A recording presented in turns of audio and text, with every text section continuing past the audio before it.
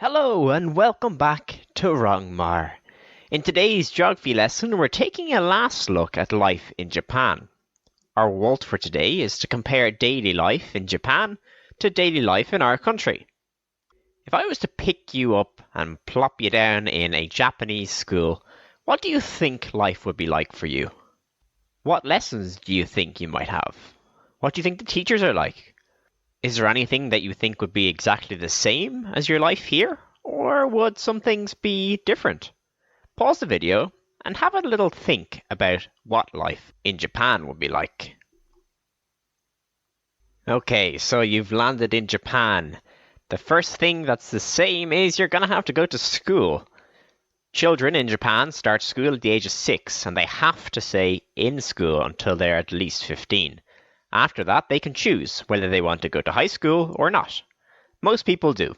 The school year starts in April after the spring holidays, not like September for us. School starts at 8:30 in the morning and finishes at 3. Most schools will expect you to wear a uniform, but some schools have different rules about this. Each class has about 30 or 40 students in it. During the year, they have loads of different events like sports days and school trips to help them learn. So far, similar or different to your life here in Ireland? Pause the video and write down your answer. Lunchtime in Japan is a little bit different. The teachers usually eat with the students, and lunches are eaten in the classroom. They're provided by the school and they're usually healthy and nutritious. Usually they're served with a carton of milk, and have a main course of a stew or a curry or sandwiches, maybe some boiled vegetables, and always a dessert as well. A big part of school lunchtime in Japan is that the students actually take it in turns to serve lunch to their classmates. They also clean the classrooms and hallways in the morning and again after lunch. And I'm not talking about just sweeping the floor. Every single child is involved in a thorough clean. This is a really important lesson about respect and responsibility that all Japanese children learn. In Japan, manners and respect for your elders is very important. A teacher will expect the class to be quiet and listen for most of the lesson. At the beginning of the day, the class will greet the teacher by standing up and bowing to them. The teacher will then bow to the children too, so that they are showing respect to each other. Usually the same teacher teaches all the subjects to the class. So what do you think? Would this part of school be similar or different to the way that schools are run here? The subjects that they learn in Japanese include Japanese, maths, science, social studies, music, arts and crafts, PE, computing, English, and home economics.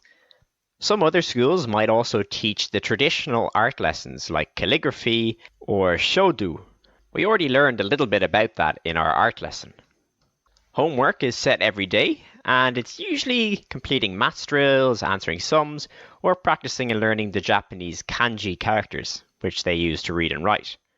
Children are expected to learn about 1,000 of the 2,136 characters before they're 11. It's a lot more than the 26 letters we have to learn in the English alphabet. So that's what life in school is like for Japanese children. Which do you think is better? School here in Ireland or Japanese schools? Or maybe there's one or two things that you prefer about Japanese schools than the Irish schools. Pause the video and write down which one you prefer and why. Now, even though it's important, we all know that school isn't everything in a child's life. So what do Japanese children do after school? Well, there's the usual hobbies of sports like football and rugby, and the usual hobbies like arts and drawing, music, all those types of things we have here in Ireland. But there are a few very specifically Japanese pastimes that you might take up if you were to be transported to Japan. The first of these pastimes is watching some anime. Now, anime is extremely popular all over the world, and usually when we talk about anime, we are talking about Japanese animation. Sometimes anime is drawn by hand, or it's made using computer software. It always has a kind of cartoony 2D feel to it. There are animes about every single topic you could possibly imagine. If you're interested in fantasy, there's an anime for that. If you're interested in history, there's an anime for that too. If you're interested in following the trials and tribulations of a volleyball team, there's an anime for that as well. In fact, anime has got so popular that a lot of Japanese animations have been translated into English so that people around the world can watch them. Probably one of the most famous animes around the world is the Pokemon series, but there are also full-length movies like Spirited Away. The other thing to remember about anime is that it is not just for children. There's a lot of animes that are made specifically for adults. The second pastime that is very Japanese is reading manga. Manga is Japanese-style comic book. And again, there's mangas about pretty much every topic you could possibly think of. Some very popular mangas for kids include Dragon Ball Z, the Cinnamoroll series, and Kingdom Hearts. Again, you can usually find English translations of most of these, but a lot of the Japanese mangas will be in Japanese, so you might want to take up some language classes. And the final pastime that we have to talk about if we're talking about Japan is video games. Japan is the home of video games. Nintendo, the creator of the Game Boy, the Switch, all those amazing consoles, is a Japanese company. And everything Nintendo made is Japanese too. So Mario, that very famous video game character, is Japanese. But we're imagining that you've been transported to actual Japan. So we need to talk about Japanese arcades.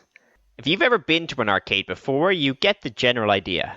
Big machines that you pay some coins into to play some video games. Maybe you've played a shooting game, or maybe you've played a driving game before in an arcade you've been in. Well, Japanese arcades are a totally different story. In here, you will find all sorts of people playing video games, from young children to businessmen on their break from work. And inside, you will find some very unique video games.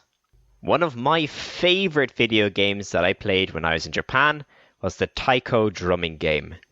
This game can be found in pretty much every arcade. You'll notice it by its two big taiko drums and the plastic sticks that go with it. You put in your coins, you pick your song, and you try to drum along as best as you can. Another very unique Japanese arcade game is this table flipping game. In this game, you pick your scenario. Maybe you're at a birthday party, or maybe you're at a wedding. Then you get out all your anger by whacking the plastic table in front of you. When you've built up enough anger, you can flip the table as hard as you can. But maybe drumming and table flipping isn't really your thing. Well, there's one more extremely popular section of Japanese arcades. This is a Porikura machine. These are a very special type of photo booth. You know, the one that you have to go into to get your passport pictures taken? Except in Japan, the Porikura machines let you do all sorts of interesting edits on your photos. You can make yourself look very kawaii with big eyes. You can put different borders or filters on it. And when you're finished, it prints out an actual small picture that you can take with you. These are extremely popular amongst the young girls of Japan. It's not unusual to see Japanese teenagers getting their hair done and their makeup ready before they go into their Porikura machine. So what do you think of those 3 Japanese pastimes? Out of the 3, which one would you like to try the most if you landed in Japan? Let me know in the comments down below. So our goal for today was to compare daily life in Japan to our daily life here. We took a look at how school is the same or different in Japan, and we took a look at a few of the pastimes that are popular in Japan. You're ready to have a try of the practice activities down below. That's all we have time for today. Till next time, take care.